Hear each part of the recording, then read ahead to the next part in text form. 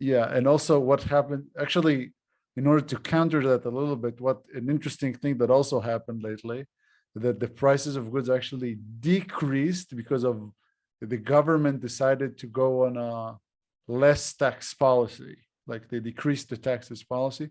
So actually the price of goods has decreased lately in the past month or so, which is interesting, but I'll get to that later. What I would look into, because I see this happening, let's say here in Israel, is that here and there the government is lowering some taxes, but they're not lowering expenses, which means that they're not really lowering taxes.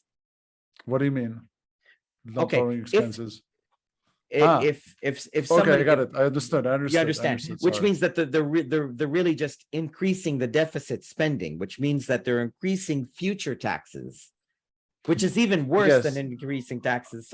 So I'm actually not sure about that, because I read in other researchers that when you actually decrease taxes, you earn more taxes. That's a common myth.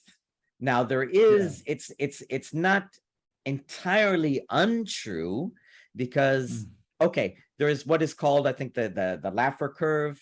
Now, if we take we won't go too into it because I don't want to bore people with deep economic mumbo jumbo, but to put it very, very simply, if taxes are 0%, then obviously there's zero taxes, right?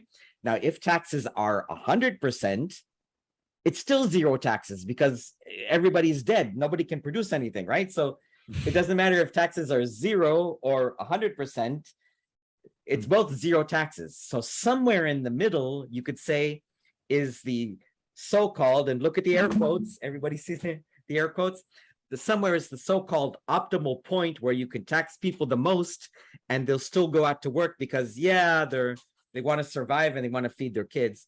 But so there is sometimes some truth to that, where you can sometimes lower taxes and get more taxes, but taxation is theft. You shouldn't tax.